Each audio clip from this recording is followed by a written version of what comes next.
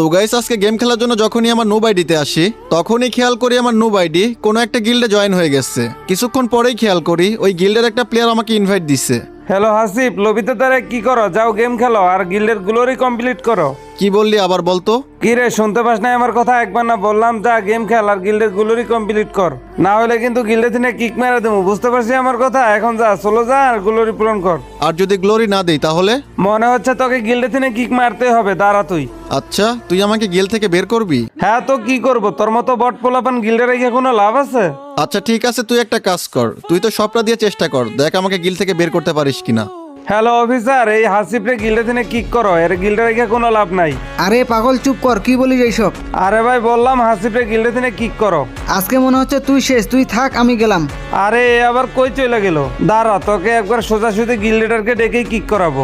আরে ভাই তুই ডাক না, অফিসার ডাক, লিডার ডাক, তোর যাকে ইচ্ছা মন চায় ডাক। হ্যাঁ বল, কি হয়েছে? 1 মিনিট, তুই হাসিবের গ্রুপে কি করিস? যা গেম খেল আর গ্লোরি কর। আরে লিডার, আমার কথা তো আগে শুনেন। এই হাসিবরে গিল্ডে থেকে কিক করেন, এই গিল্ডের গুলিরি মুলিরি কিছুই দেয় না, এর গিল্ডে রেখে কোনো লাভ নাই। আরে সাবধানে কথা বল, আর একবারই কথা বললে কিন্তু তোকে গিল্ড থেকে কিক করে দিব। এখান থেকে যা আর চুপচাপ গেম খেল, বেয়াদব পোলাপান। আরে হাসিব ভাই সরি, এসব নতুন পোলাপান তো, তাই আপনাকে চিনতে পারে নাই।